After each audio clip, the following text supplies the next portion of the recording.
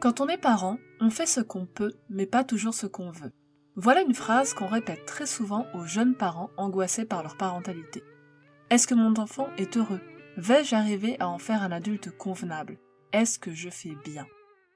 Les enfants ne sont pas fournis avec un mode d'emploi et la parentalité n'est pas enseignée. Nous apprenons toutes et tous sur le tas. On doute, et parce que les parents doutent, ils sont des proies de choix pour les charlatans, arnaqueurs et autres mouvements à dérive sectaire. Récemment, ce sont les patchs FaceUp qui ont fait couler beaucoup d'encre. Ce fabricant suisse propose des patchs anti-ondes à coller sur son smartphone. Pour vendre, FaceUp met en avant la protection de la santé des bébés, mais surtout utilise la peur des parents pour leur faire acheter un produit dont l'efficacité supposée ne repose pas sur la moindre preuve scientifique. Il y a quelque temps, c'était Petit Bateau qui surfait sur la vague anti-ondes pour vendre des produits aux jeunes parents inquiets. Encore une fois, sans aucune preuve scientifique d'un bénéfice potentiel. Il y a énormément de bullshit et de croyances autour de la parentalité, et je ne pourrais pas tout aborder. Ces arnaques énerveront certains, et en feront sourire d'autres tant le fil est gros. Mais quand on se pose des questions sur sa parentalité, on peut être confronté à des histoires tellement bien ficelées qu'on peut s'y perdre. Il est donc important de mettre en garde les parents et futurs parents contre les pratiques inutiles voire dangereuses pouvant occasionner entre autres des retards de prise en charge. En 2012, on relevait en Suisse que plus de 70% des parents avaient consulté au moins une fois un ostéopathe pour leur enfant.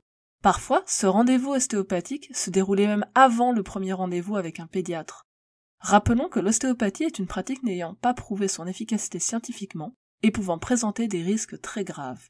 Certains signes doivent attirer l'attention des parents et conduire à une certaine prudence.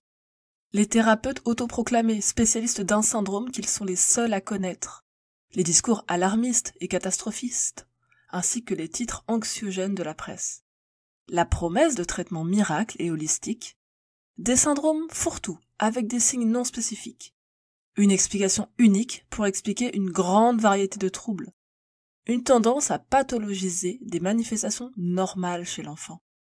Un praticien qui ne cherche pas à autonomiser les parents, il est la clé du traitement et le seul à pouvoir résoudre les problèmes. Ou encore des sites web ou des articles qui mentionnent des témoignages de parents, mais pas de sources scientifiques fiables. Cette inquiétude de la part des parents et futurs parents n'est pas uniquement liée à la santé de leurs enfants. Elle est aussi et surtout liée à l'inquiétude d'être un bon parent. Et sur cette inquiétude-ci, en association avec les pseudo-médecins, d'autres marchands de peur ont trouvé un créneau pour effrayer, culpabiliser et fidéliser les parents clients.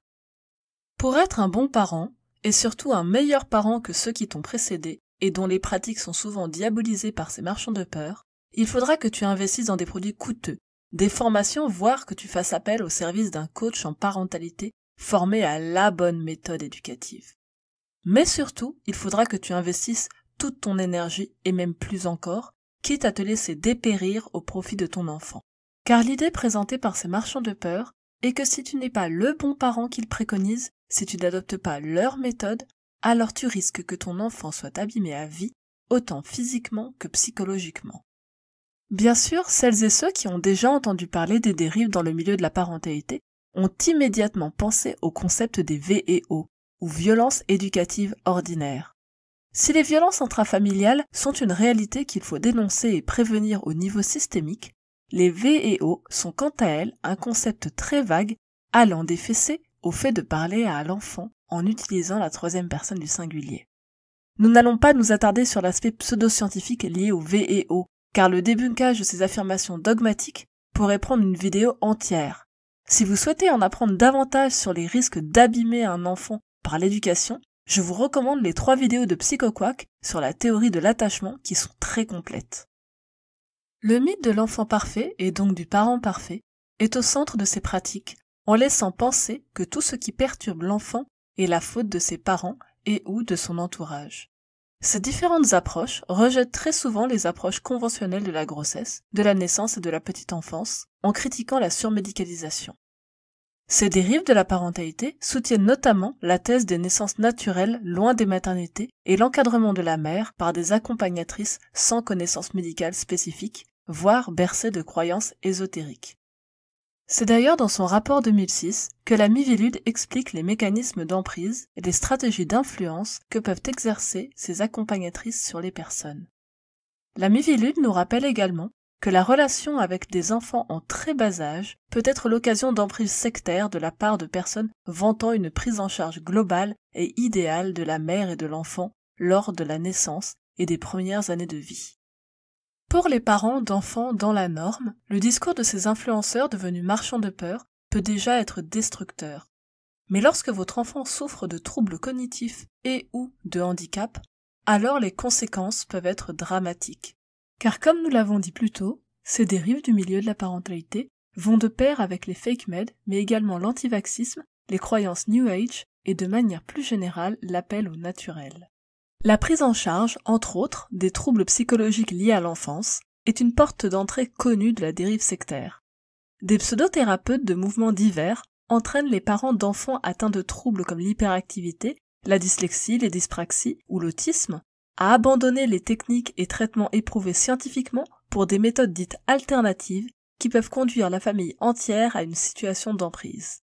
Si ces médecines alternatives ne mettent pas toujours directement en danger l'enfant, elles induisent une perte de chance vis-à-vis de l'amélioration de son état de santé et des possibilités réelles et durables de guérison. Tout comme lorsque nous avions évoqué le fait que les complotistes ne sont pas des abrutis, il ne faudrait pas tomber dans le piège de penser que les personnes qui tombent dans cette dérive sont particulièrement bêtes ou influençables. Le rejet de la médecine conventionnelle au profit des méthodes dites alternatives peut avoir des raisons diverses en fonction des personnes. Parmi les raisons pour lesquelles les parents et tout particulièrement les mères se tournent vers les approches alternatives de la grossesse et de la parentalité, apparaissent les violences médicales et gynécologiques ainsi que les peurs qu'elles engendrent. En 2020, l'Observatoire national des violences en milieu de santé rapporte que plusieurs milliers de faits de violence ont été signalés. Des chiffres qui ne sauraient à eux seuls rendre compte ni de tous les types de violences dans les établissements, ni du ressenti des victimes et des témoins des faits. Ces maltraitances, qu'elles soient dues au dysfonctionnement du système et ou aux individus travaillant dans le milieu médical, ont comme première conséquence qu'un certain nombre de personnes reportent leurs soins, voire y renoncent. Ceci contribue à la dégradation de l'état de santé des patients, ce qui est devenu un véritable enjeu de santé publique dont les coûts sont élevés pour la société. Les patients deviennent alors méfiants, et face à ces violences, ils se mettent en quête de praticiens bienveillants. Et c'est là que se glissent tous les charlatans et autres gourous, prenant une méthode parfois révolutionnaire ou bien ancestrale, qu'ils disent holistique et à l'écoute du patient. Et comme pour l'homéopathie ou d'autres pratiques pseudo-scientifiques, si ça ne marche pas, c'est parce que les parents ou les patients n'ont pas bien respecté la consigne, parce qu'ils n'avaient pas assez de volonté, etc. Ainsi, les influenceurs et influenceuses silencent les parents qui cherchent à dénoncer les méthodes de ces marchands de peur. Enfin, beaucoup de parents ne savent pas vers qui se tourner lorsqu'ils ont une question concernant l'éducation de leur enfant. Ce qui fait que beaucoup se retrouvent à fouiller Internet en quête de réponses, sans pour autant avoir les outils pour démêler les informations. En France, les services de PMI, mais aussi les LAEP, constituent des ressources précieuses pour les parents en ce qui concerne les questions de santé et d'éducation. Ces services sont totalement gratuits et pourtant ils sont trop souvent oubliés des parents au profit de coachs parentaux et autres pseudo-médecins qui recrutent, entre autres, via les réseaux sociaux. Aujourd'hui, la multiplicité des missions confiées à ces services, ainsi que le manque d'investissement public, font que ces services rencontrent des problèmes pour renforcer leur action auprès des parents et des enfants. La parentalité, et plus globalement les sujets liés à la féminité et la maternité, sont souvent très hostiles au scepticisme, et très perméables aux croyances magiques, pseudosciences et autres dérives sectaires, portées entre autres par le concept très populaire du féminin sacré, un concept qui essentialise les femmes dans un cocktail de spiritualité et de fake med. Cette essentialisation, visant un empowerment des femmes par la spiritualité, n'est pourtant pas leur allié. Comme je l'avais déjà évoqué dans mon article « La sorcière qui préférait prendre l'avion », les femmes ont été chassées des métiers scientifiques et trop longtemps on les a reléguées au rang de sorcières qu'on a moquées et tenté d'écraser. La science, la recherche et la médecine sont biaisées par le manque de femmes, ce qui a pour résultat que les femmes sont moins bien soignées et parfois même maltraitées par le milieu médical. Les mères et les parents de manière générale qui cèdent à l'appel des gourous de la parentalité ne sont pas plus bêtes que les autres. Ils ne sont souvent que les victimes collatérales d'un système défaillant. C'est pour ça qu'aujourd'hui, il est nécessaire de parler de ces dérives et d'informer les parents des risques liés à ces méthodes dites alternatives. Mais surtout, il est nécessaire de militer pour que ce système soit amélioré afin que les parents ne s'en détournent pas au profit des marchands de peur, mettant en danger la santé des parents et de leurs enfants pour leur propre profit. Merci d'avoir suivi cette vidéo jusqu'à la fin. Il s'agit ici d'un sujet très touffu. Pour en apprendre davantage sur le mouvement de l'éducation bienveillante et de ses dérives, je vous invite à aller voir les podcasts de Méta de Choc avec Béatrice Kammerer. Et moi, en attendant, je vous dis à bientôt dans d'autres vidéos ou d'autres articles sur l'Écrit Blog.